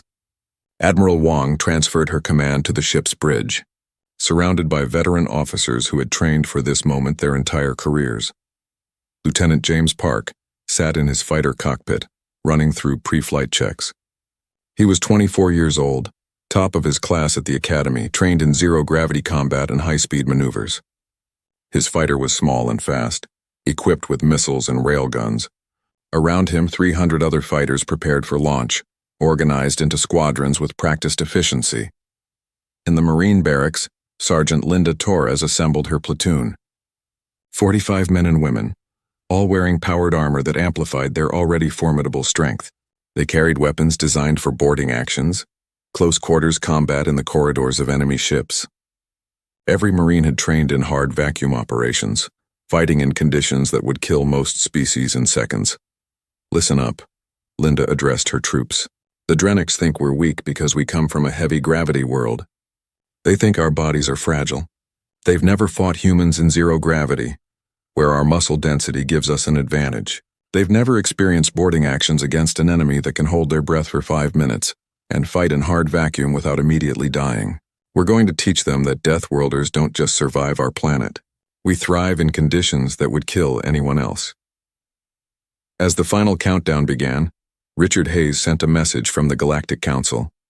His transmission was broadcast across every known network, ensuring that every species in the galaxy would hear his words. People of the galaxy, this is Ambassador Richard Hayes of Earth. 72 hours ago, I warned High Commander Terral that attacking humanity would be a mistake. He ignored that warning. The Drenix Empire invaded our peaceful colony of New Haven, killing 12,000 civilians and counting. They did this believing we were too weak to respond, too primitive to pose a threat. Richard paused, his face grave. They were wrong. In 6 hours, the United Earth War Fleet will arrive at New Haven. We will destroy the Drenix occupation force. We will liberate our colony, and we will show the galaxy exactly what it means to attack a Deathworld species. To the Drenix Empire, I say this: withdraw your forces now. Leave New Haven immediately. If you do, we will accept this as a terrible misunderstanding and seek peaceful resolution. But if your ships remain, if you continue to threaten our people, then you will face the full military might of humanity. And you will learn why Earth spent 10,000 years teaching us how to wage war. To the other species of the galaxy we say, we did not want this. We came in peace. We sought friendship and cooperation. But we will not be victims. We will not surrender our sovereignty. And we will not allow our people to be slaughtered without response. What happens next is not our choice. It is Toral's. The transmission ended. Across the galaxy, billions watched and waited. The Galactic Council convened another emergency session, with members arguing frantically about whether to intervene. But it was too late for diplomacy. The clock had run out. On the bridge of the Defiance, Admiral Wong gave the order. All ships initiate hyperspace jump. Destination New Haven. Time to show these aliens what happens when you wake a sleeping giant. 500 warships vanished from Earth's orbit, their hyperspace drives tearing holes in reality as they raced toward battle. Inside each ship, thousands of men and women prepared for combat. Some prayed, some checked weapons, some simply sat in silence, thinking about the colonists who were fighting and dying while waiting for rescue. They would arrive in 72 hours, and when they did, the galaxy would witness something it had never seen before. Not humanity at peace offering culture and trade, but humanity at war, bringing the fury of a species that had survived 4 billion years of evolution on a world that constantly tried to kill them. The Drenics had demanded to see Earth's true face. Now they would get their wish and they would regret it. The edge of the New Haven system shimmered with distorted light as 500 human warships dropped out of hyperspace simultaneously. The maneuver itself was impressive, requiring precise coordination that most galactic militaries would find impossible. But then, most galactic militaries had not spent 2 centuries preparing for exactly this moment. Admiral Renth sat on the bridge of his flagship, watching his sensors with growing confusion. The human fleet had arrived exactly as Ambassador Hayes had warned. But the readings made no sense. His tactical officer kept running diagnostics, certain the equipment was malfunctioning. "Sir, I'm detecting chemical propulsion systems. Nuclear reactors. Kinetic weapons." The officer's voice carried disbelief. "These ships are using technology we abandoned 1,000 years ago. How can they be a threat?" Renth studied the formations carefully. He had 200 ships positioned around New Haven, enough to handle any reasonable threat. The humans outnumbered him, but his vessels were larger, faster, and armed with plasma weapons that could tear through hull plating like paper. Yet something about the human approach made him uneasy. "Send a message to High Commander Toral. The human fleet has arrived, requesting additional support. Sir, we outnumber them in firepower by a factor of 3. We don't need support. Send the message anyway." Admiral Wong stood on the bridge of the Defiance, her hands clasped behind her back, watching the tactical display with the calm of someone who had planned this battle 1,000 times in simulations. Around her, officers monitored systems, called out status reports, maintained the precise discipline that separated a professional military from an armed mob. "Enemy fleet is moving to intercept," reported her tactical officer. "They're forming a standard engagement line. Looks like they expect a traditional long-range battle." Wong allowed herself a small smile. "They expect us to play by their rules. Traditional galactic warfare. Long-range energy weapon exchanges. Maneuvering for tactical advantage." She turned to her communications officer. "Send to all ships, execute Plan Ragnarok." Throughout the fleet, commanders received their orders and began moving their ships. The formation shifted, spreading out in patterns that seemed random to Drenix observers but followed a precise logic based on centuries of human naval warfare. Carriers moved to the rear. Destroyers raced forward. Cruisers formed a defensive screen, and the massive dreadnoughts, the largest ships humanity had ever built, began charging their main weapons. The Drenix opened fire first. 200 ships unleashed plasma bolts that crossed the distance at near light speed, brilliant streams of superheated matter that could vaporize armor and cook crews alive inside their ships. It was an impressive display of firepower that would have destroyed any conventional fleet, but the human ships moved. Not with the graceful arcs of anti-gravity propulsion that most galactic vessels used, but with sudden, brutal acceleration burns that pushed their crews to the limits of endurance. High-thrust chemical rockets fired, throwing the ships into evasive patterns that seemed impossible for such large vessels.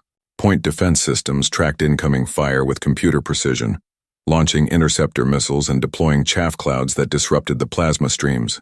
Some hits landed. The destroyer Courage took a direct hit that vaporized its port side and killed 300 crew members instantly. But the ship kept fighting, its compartmentalized design allowing the surviving sections to maintain combat operations. The cruiser Determination lost its main engines but continued to fire its weapons, dead in space but defiant. Then the humans returned fire, and Renth realized his terrible mistake. The railguns were nearly silent in the vacuum of space. No brilliant energy bolts, no spectacular plasma streams, just solid projectiles made of depleted uranium, accelerated to 3% of light speed by electromagnetic fields, so powerful they could be detected across the system. Each round carried kinetic energy equivalent to a small nuclear weapon, and there were thousands of them. The Drennic shields, carefully designed to deflect and disperse energy weapons, did nothing against the physical projectiles. The rounds simply punched through, their incredible velocity turning them into shaped penetrators that drilled through armor, bulkheads, and crew compartments. Ships that had withstood decades of combat against energy weapons came apart under the kinetic assault. "Shields are ineffective," Renth's tactical officer shouted.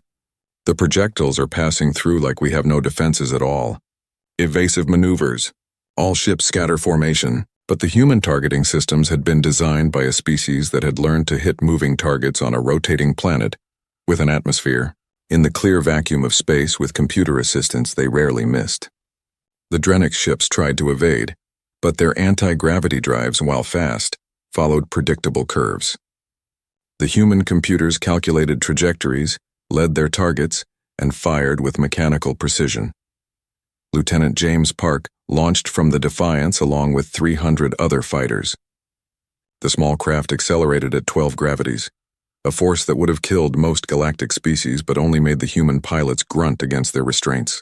They had trained their entire lives to handle these forces, building up tolerance through brutal conditioning programs. "Gold Squadron, form on me," James called over the communications net. "Target the enemy cruisers. Fire missiles at max range, then close for gun runs."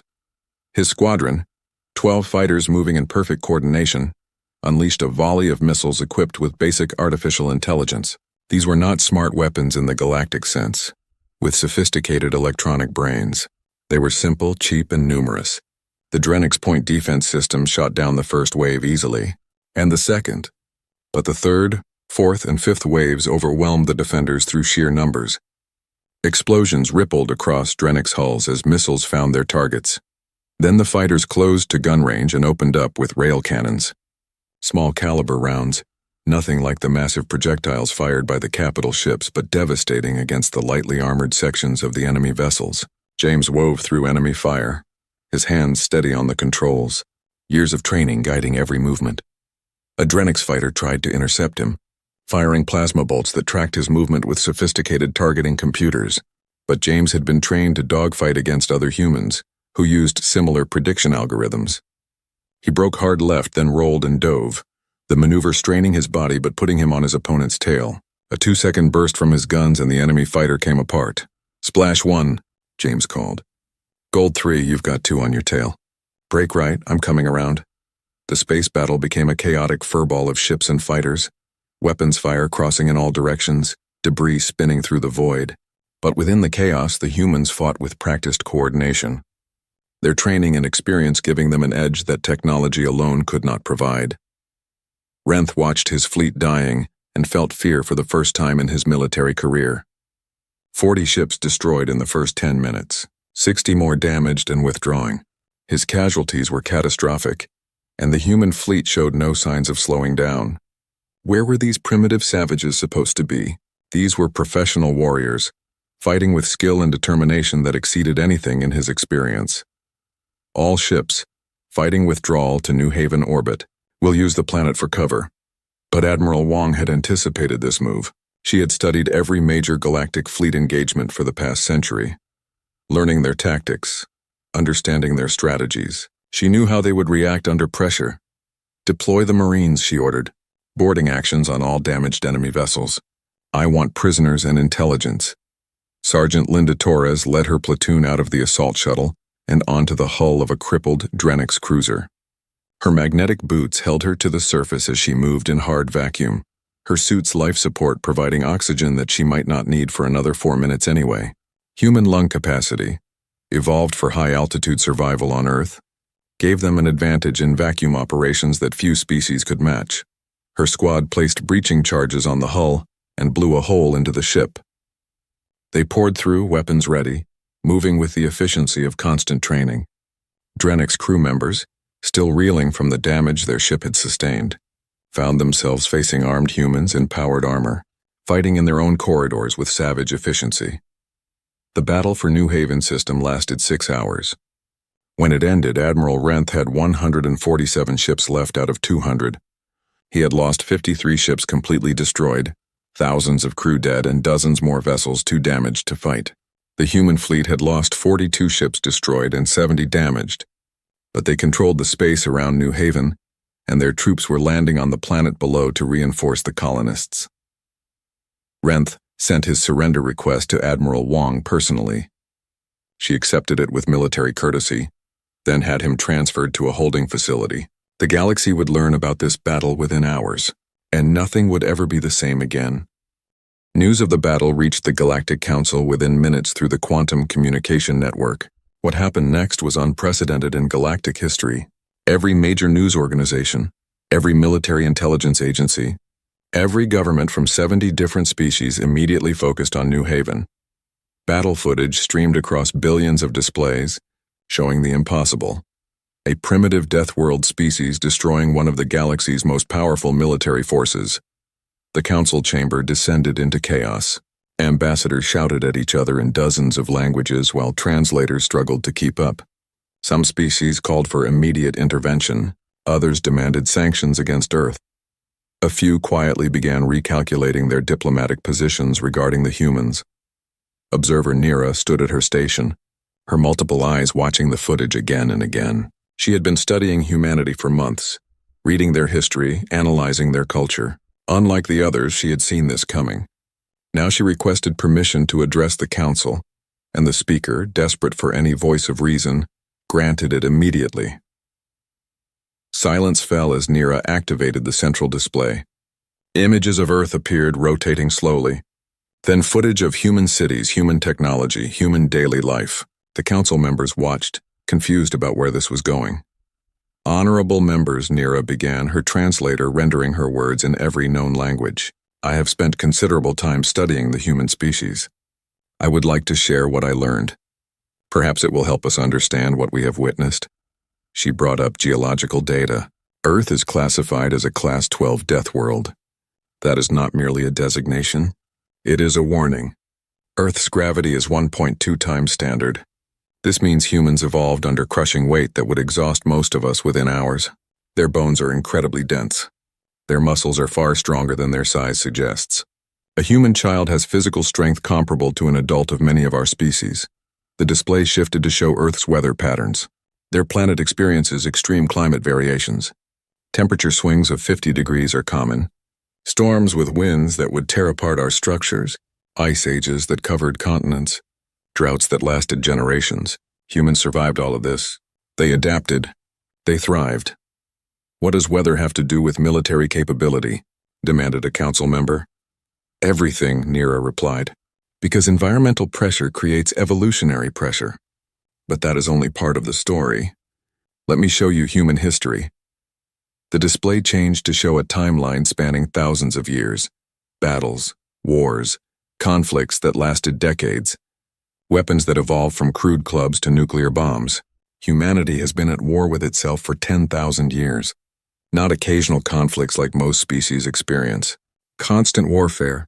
They perfected the art of killing each other through trial and error over millennia. They developed strategies, tactics, and weapons specifically designed to fight enemies who were just as intelligent and adaptable as themselves. She pulled up statistics. In their year 1945, using primitive atomic weapons, they killed over 200,000 of their own species in seconds, just to end a war that had already killed 50 million. This is a species that will use weapons of mass destruction on themselves. Imagine what they would do to an enemy they considered truly foreign. The council sat in stunned silence. The numbers were incomprehensible. Most galactic species measured their total war debt across their entire history in thousands. Humans had lost millions in single conflicts. But here is what makes humanity truly dangerous, Nira continued. They learned. 200 years ago, they achieved global peace among themselves. They united their entire species under a single government.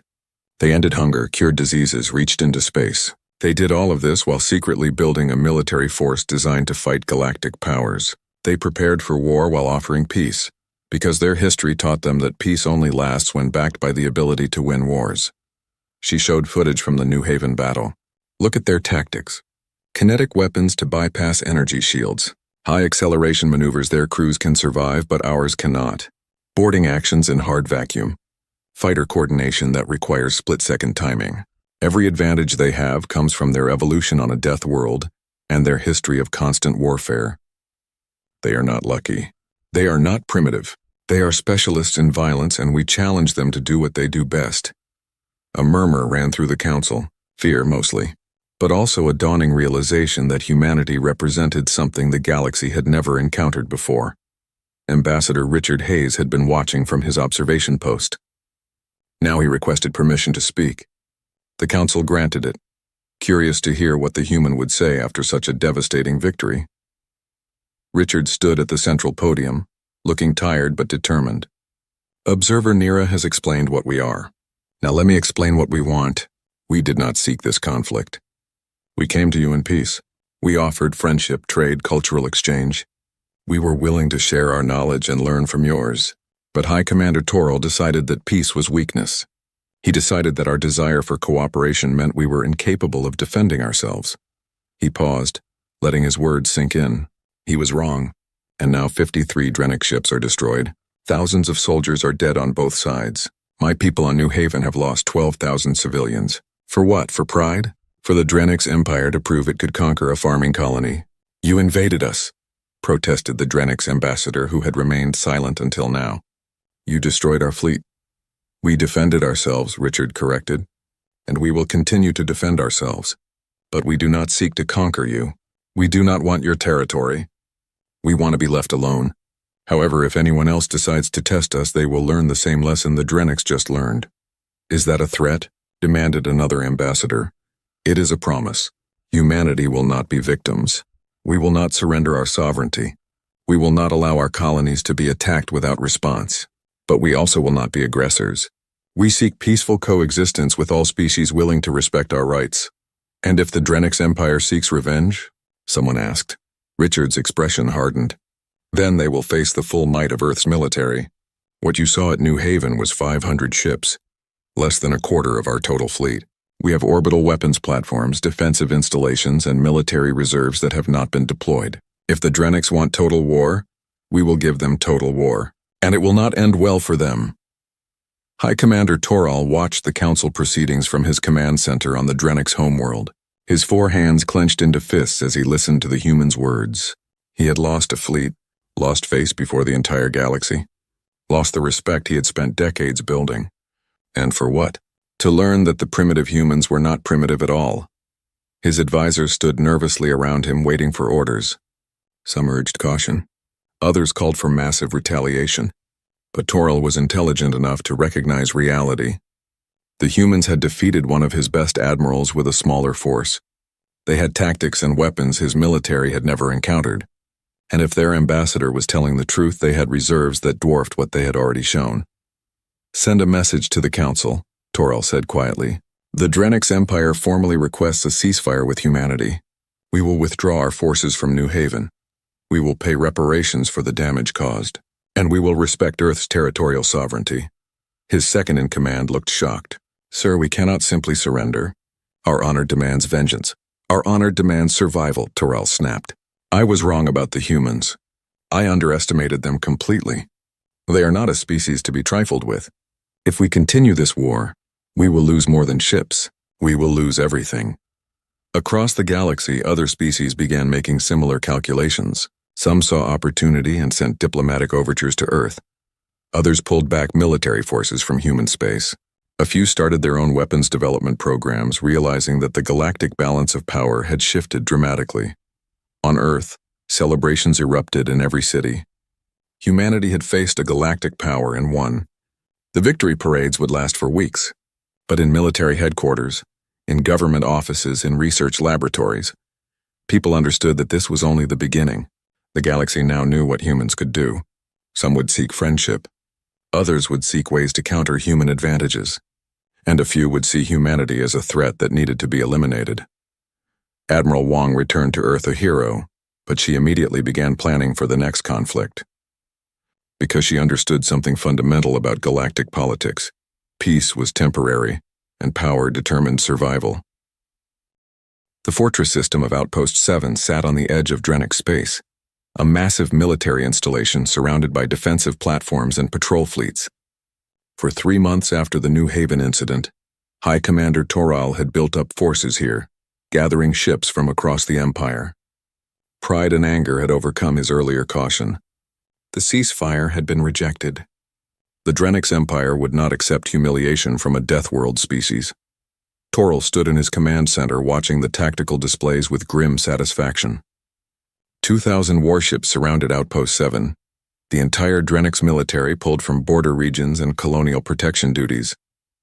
Every resource the Empire could spare had been committed to this decisive battle. He had studied the human tactics from New Haven. He had developed countermeasures. He would not be caught unprepared again. The humans have arrived, his sensor officer reported. 500 ships, same as before. They are maintaining standard distance at the system edge. Exactly as predicted, Toral said.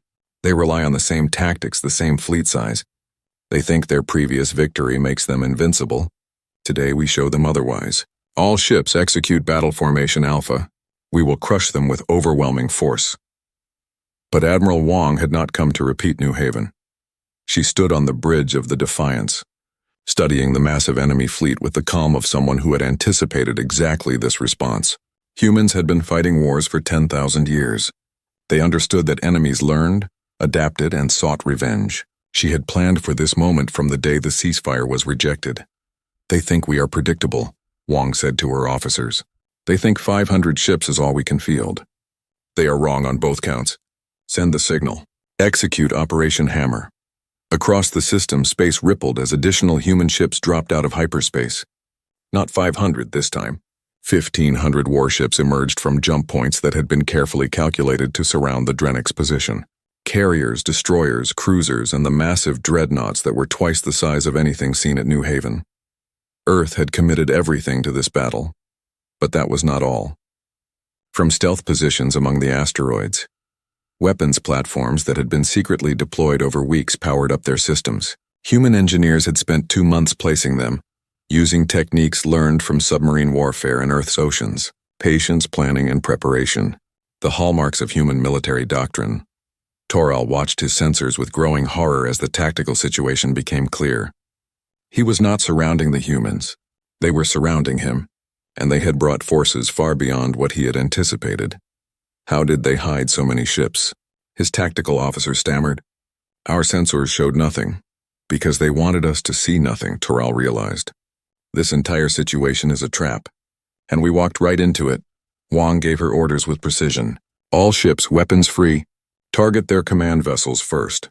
Destroy their leadership and coordination. Show them what total war looks like. The battle began with a coordinated strike that made New Haven look like a skirmish.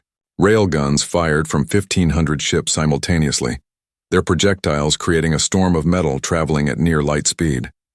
The Drennic shields, improved since the last engagement, held against the first volley, but the second, third, and fourth volleys shattered them through sheer weight of fire.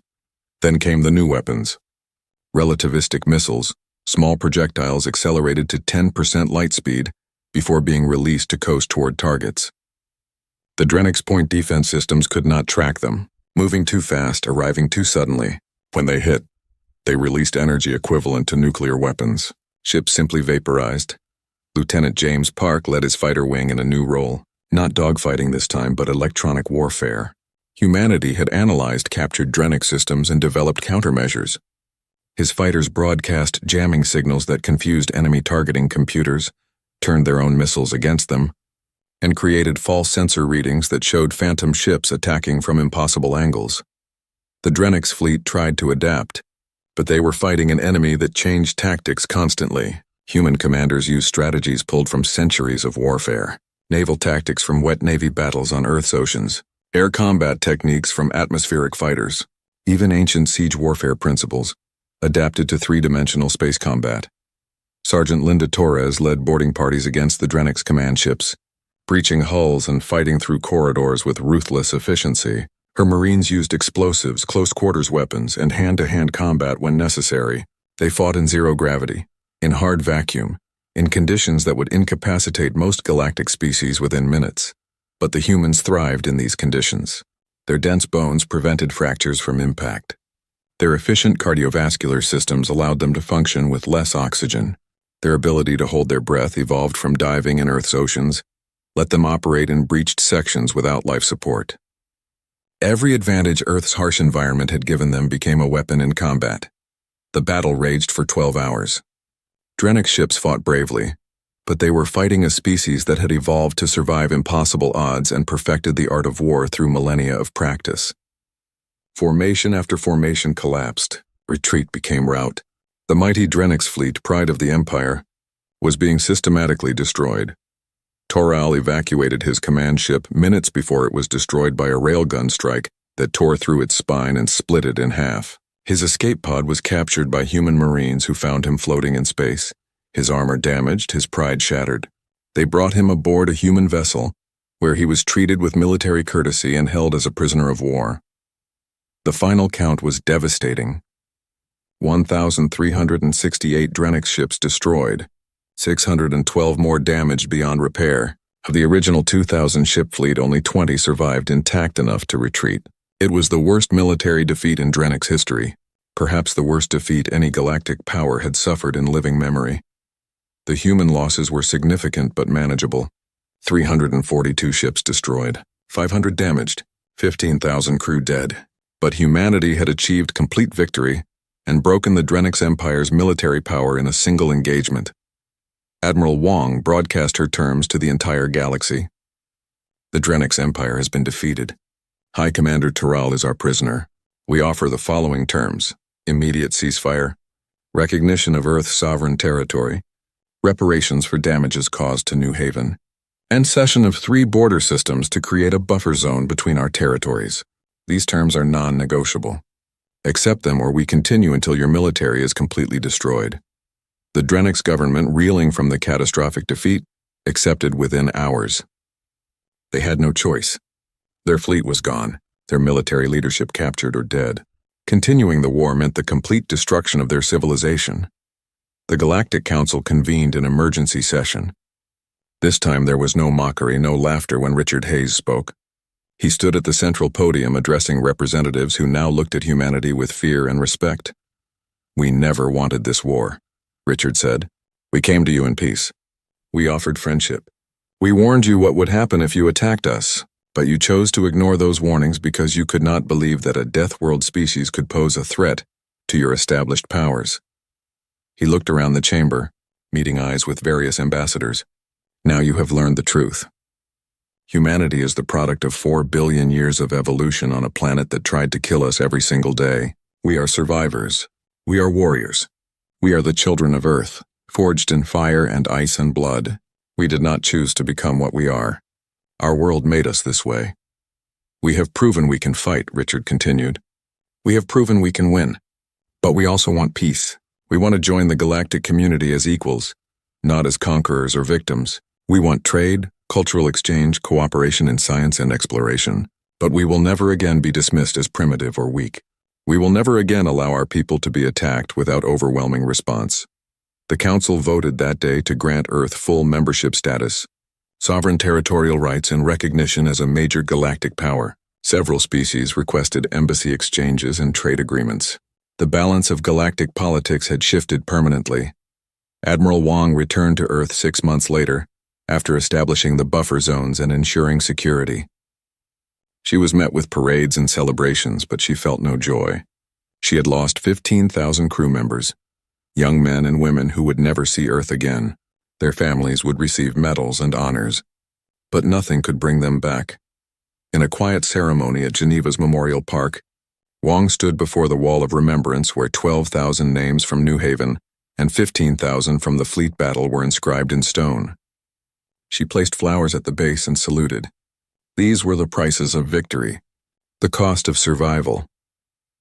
Richard Hayes met with observer Nira in a small cafe near the council chambers.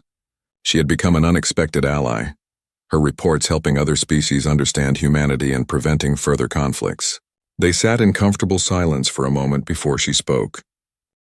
"Do you think there will be peace now?" she asked. "For a while," Richard replied. "We have proven we are too dangerous to attack casually. But there will be other challenges. Other species who see us as threats. Other conflicts over resources or ideology. Humanity has bought itself safety through strength, but that safety requires constant vigilance." "Your species is remarkable," Nira said. "Terrifying, but remarkable. You wage war with such efficiency that it seems you were designed for nothing else, yet you crave peace with equal passion."